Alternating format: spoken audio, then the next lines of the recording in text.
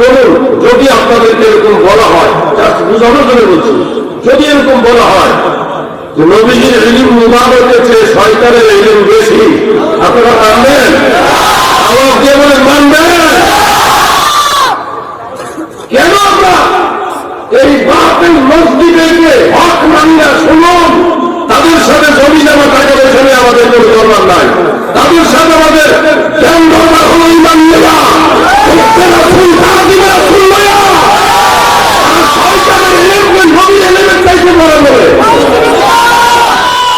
নবীজিটা একটু উর্দু শিক্ষার জন্য কখনো এই মানুষগুলিকে আহলে সুন্নাতের সাথে মিলিয়ে দিতে পারবেন আপনারা? আপনি সুন্নি হয়ে তাদের সাথে মিলবেন? সুন্নি মুসলমান হবে সাবধান, ওহা ভিখারিজির দলে লুটিল ঈমান। আমি বললে তো ভালো না, কিন্তু বুঝবেন, দুনিয়ার না বুঝবো মরার পরে বুঝবো। আমি ইমানের কথা বলছি, হকের কথা বলছি। যেই দল জান্নাতি হবে সেই জান্নাতি দলে সুন্নি জামাতের হাজার কথা বলতেছে। আপনি যদি বলেন সুন্নি হবে না, জান না, অসুবিধা কি, দরজা খোলা, কিন্তু সুন্নি জামাতের দরজা খোলা। নবীর দলে আসতে যাওয়া দরজা খোলা। আমার নবীকে যারা ভালোবাসবে, নবীকে যারা তাজিম করবে, নবীকে যারা অনুসরণ করবে, আসলে আল্লাহর নবী তাকে শাফাআত করে জান্নাতে নেবে। প্রিয় ভাই বন্ধুরা আমার, মহব্বতের কান লাগায় শুনবে। আমি এই জান্নাতি অনেকবার বলেছি, আশেপাশে অনেকবার বলেছি, জান্নাতি দল একটাই, তার নাম হলো আহলে সুন্নাত ওয়াল জামাত। নবীজি নিজে বলেছে জান্নাতি দলের নাম কি? বলেন না, বলেন না, জান্নাতি দলের নাম কি? আল্লাহ রাসূল বলেছে। নবীজির কথার উপর আপনাদের বিশ্বাস আছে? নিঃসন্দেহে বিশ্বাস করতে হবে। জান্নাতি দল আহলে সুন্নাত ওয়াল জামাত। আগে যারা খারিজি ছিল তারা এখন দেখতেছে খারিজি পরিচয় খাবারে দিতে পারছে না, মানুষ বুঝে ফেলতেছে, পরে খারিজি নামটা চেঞ্জ করে লোকের নাম লাগাইছে, ফেতনার জন্য আমি নামটা উচ্চারণ করছি না। এখন দেখতেছে এই নামে মার্কেটে তেমন একটা সুবিধা হচ্ছে না। আর সবচেয়ে বড় কথা হলো প্রতিটা জায়গায় জায়গায় তাদের এই নামের উপরে বলদকা ছোট ছোট বাচ্চাদের সাথে এই যে বড় বড় বলদকারী যে অভিযোগ ব্যাপকভাবে চলতেছে, এই জন্য চিন্তা করছে এই নামে তো চলছে না মার্কেটে, এখন তারা বলতেছে আমরা খাবি আহলে সুন্নাত। চিন্তা করছে অবস্থা। কুমিল্লাতে হুজুর ভালো থাকে এই ব্যাপারে, আপনারাও জানেন, যেহেতু আপনারা নিজেরাই কুমিল্লার মানুষ। কুমিল্লাতে মাতৃ ভান্ডার কয়শো দোকান, অরিজিনাল মাতৃ ভান্ডার কয়টা দোকান আছে মাশাআল্লাহ, শত শত, ডাইনে বামে সামনে পিছনে যেদিকে যাবেন মাতৃ ভান্ডারের অভাব নাই। সব মাতৃ ভান্ডার আছে, মাতৃ ভান্ডার, কিন্তু আসলে সব আসল মাতৃ ভান্ডার না। আসল মাতৃ ভান্ডার কয়টা? ডাইনে দেখবেন সুন্নি দাবি করছে, বামে আহলে সুন্নাত, সামনে আহলে সুন্নাত, ওয়াহাবি আহলে সুন্নাত, খালিদি আহলে সুন্নাত, কয়দিন পরে কাদিয়ানদের কয় আমরা আহলে সুন্নাত, আল্লাহ জানে। কিন্তু আসলে এরা আহলে সুন্নাত না, সত্যিকারের আহলে সুন্নাত হলো আল্লাহর নবীর দল। দাদু ভাই আমার গভীরভাবে খেয়াল করবেন, আল্লাহর নবীর সম্পর্কে আপনাদের ধারণা কেমন, ভালো না খারাপ? পিছনে তারা কথা কয় না, বুঝলাম না, কি দুষ্কর্মী আছে নাকি আমরা বলি না? বলি আল্লাহদের সম্পর্কে আপনাদের ধারণা কেমন, ভালো না খারাপ? আপনারা বললেন না, ওনাদের কাছে তাদের ভালো না খারাপ? একটা ভাব কেউ সেটা কেউ কম না। আমরা আরো সামনে যাবো ইনশাআল্লাহ। তাই হিসাব আসলে আমাকে ইশারা দিবেন, আমি যেন বুঝতে পারি। আমার শারীরিকভাবে অসুস্থ, ইমানের দাবিতে কথাগুলো বলতেছি।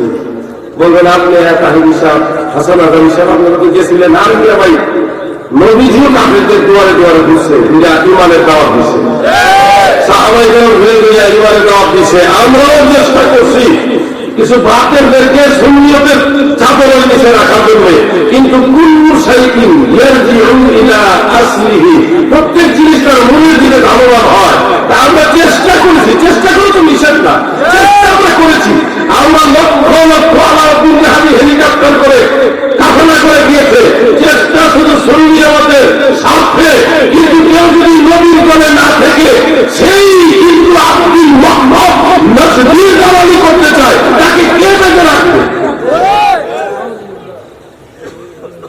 সুন্নিরা হয়ে গেছে মাজার পূজারী, সুন্নিরা হয়ে গেছে বেদাতি।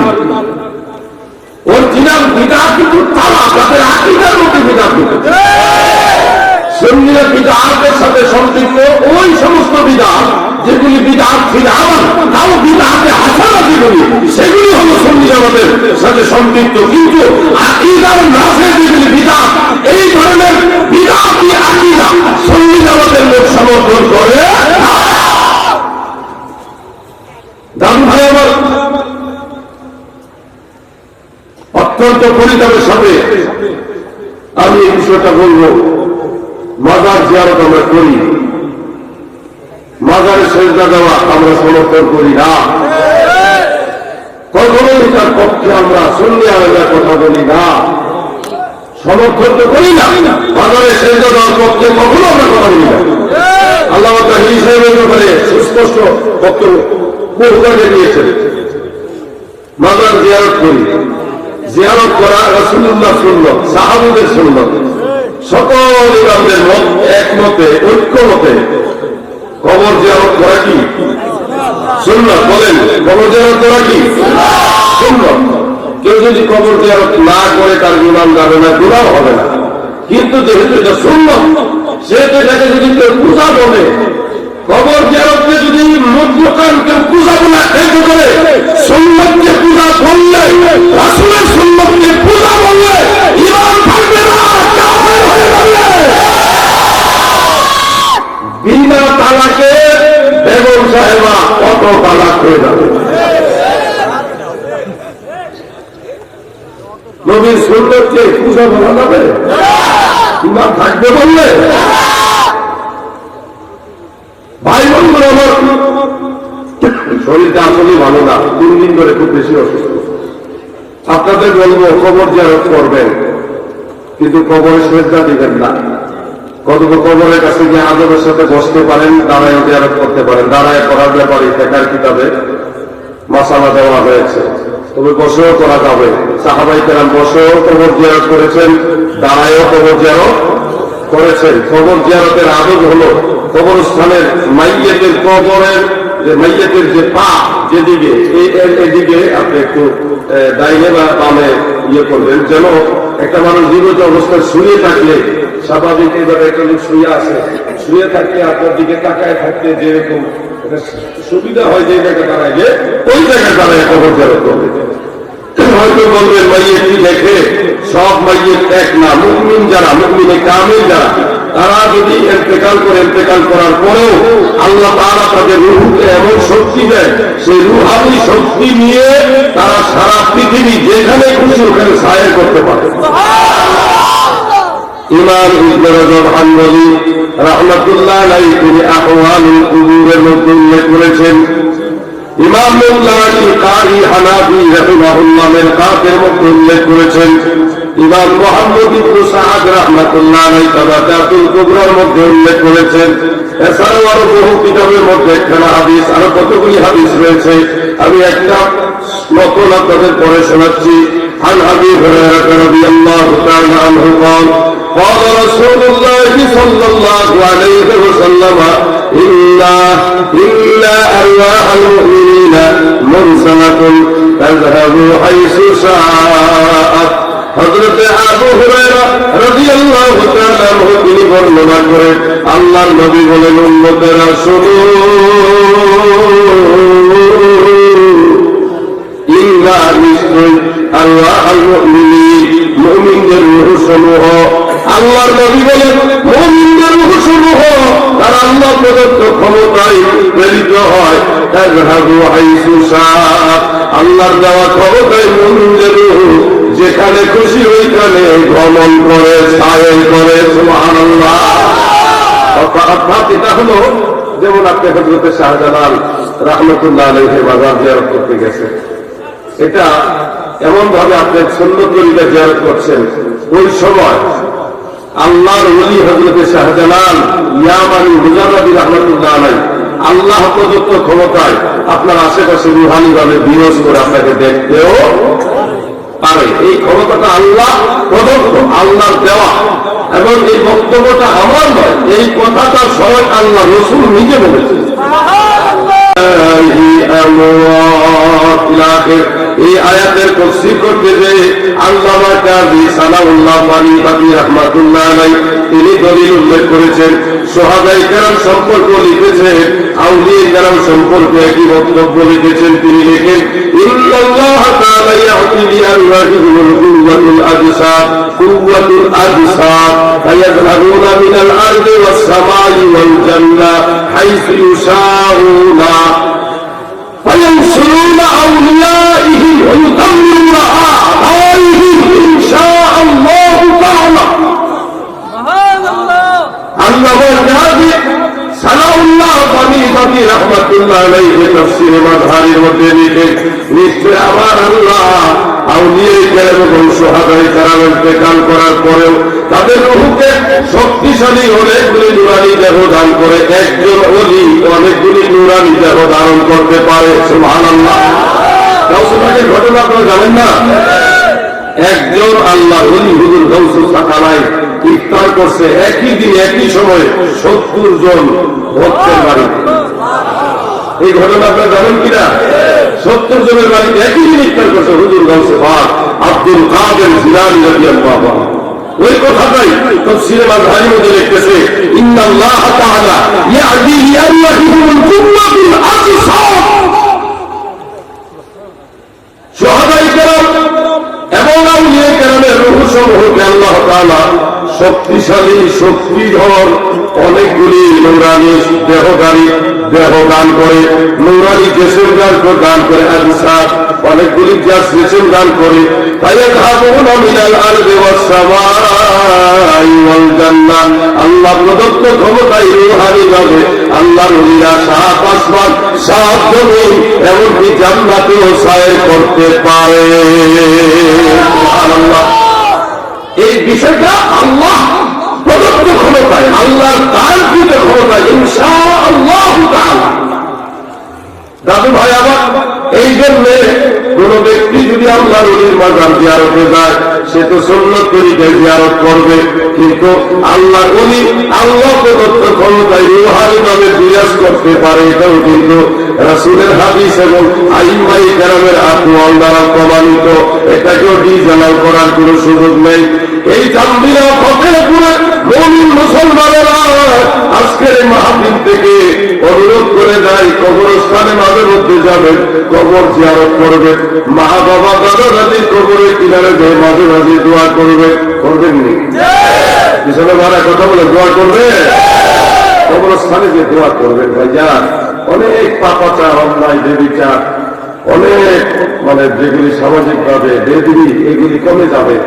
একটা মাদকাসক্ত যুবক যদি কবর জিয়ারতে গিয়ে দাঁড়ায়, আমি বিশ্বাস করি সেগুলি কয়েকদিন কবর জিয়ারত করে আল্লাহ তাআলা তার মনের পরিবর্তন করে দিবে। যে মানুষটা কবরস্থানে দাঁড়ায় তার মনে একবার না একবার ধাক্কা লাগবে যে আমিও একদিন মারা যাবো, এইভাবে কবরের মধ্যে শুয়ে থাকে। এই মরণের কথা যার স্মরণ হয়, এরা আসলে সাধারণত পাপ কাজে জড়িত হয় খুব কম, পাপের সাথে জড়িত হয় না। আল্লাহ নবী এই জন্য বলেছেন, নাহাইতুকুম আন জিয়ারাতিল কুবুর ফাযুরুহা ফাইন্নাহা তুযাক্কিরুল মাউত। দুনিয়ার মানুষেরা গো, আমি তোমাদেরকে কবর জিয়ারত নিষেধ করেছিলাম, এখন থেকে আদেশ দিলাম কবর জিয়ারত করো, কেননা জিয়ারতের মাধ্যমে মৃত্যুর কথা স্মরণ হয়। এই জন্য আপনারা কবর জিয়ারত করবেন, ইনশাআল্লাহ করবেন না?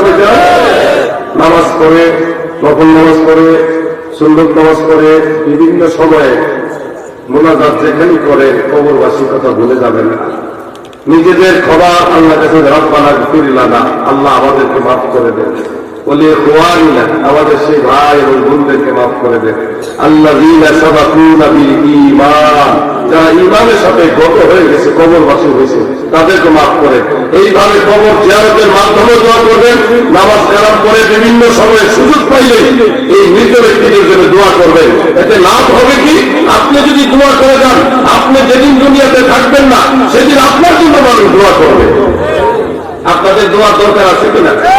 সবাই বলে দোয়া দরকার আছে। দাদু ভাই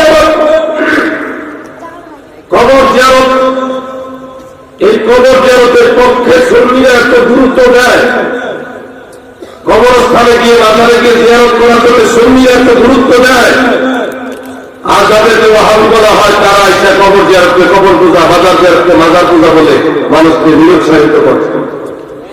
মানুষ ভয় পায়, পূজালি হয়ে যায়, যুবক তো ভয় পায়, এদের ব্রেক তো কাটা।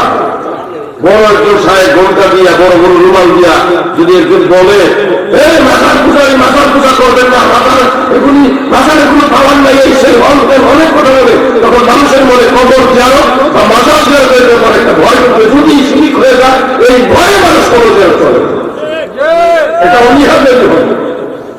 আমরা কি কখনো বলি এরকম যে মাজার আমাদেরকে ছেড়ে দিবে?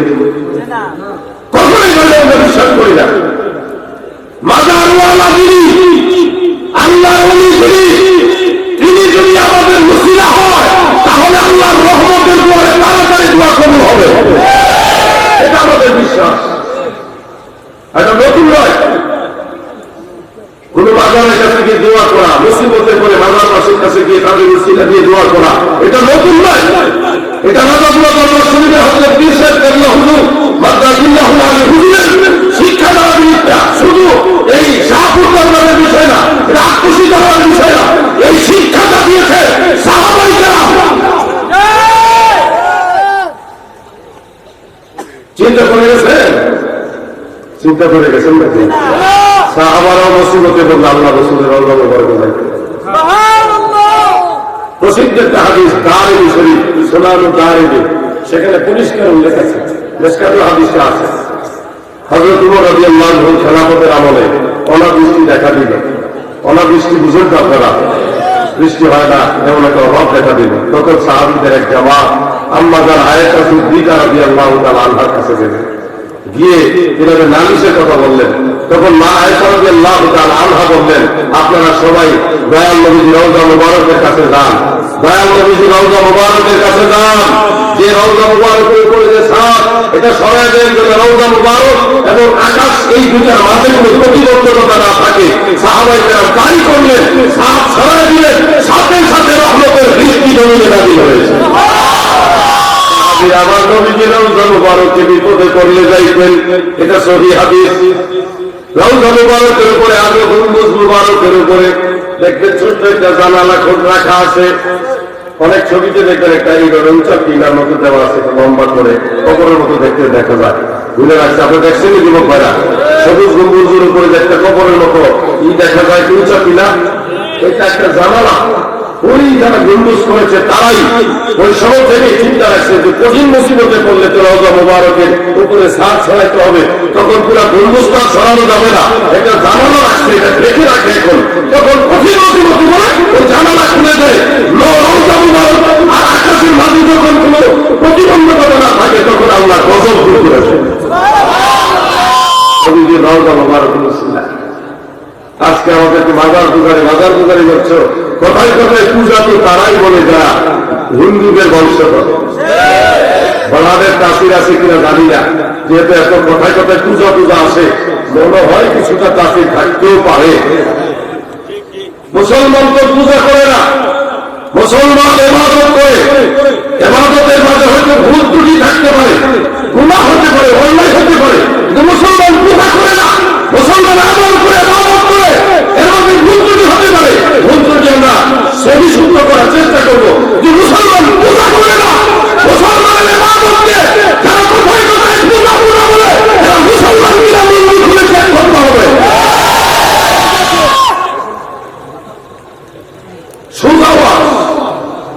আপনারা কি কোনদিন কবরে গিয়ে পূজা করছে? আপনার কেন বলা হবে পূজা? দাদু ভাই আমার কয়েকদিন আগে ফরিদপুরে একটা হামলে গেছিলাম, ফরিদপুর সাঁওতাল থানায় যাওয়ার পরে ওখানে শুনলাম একজনের ফতোয়া দিচ্ছে, আল্লাহকে ইয়া আল্লাহু ইয়া রহমান ইয়া রহিম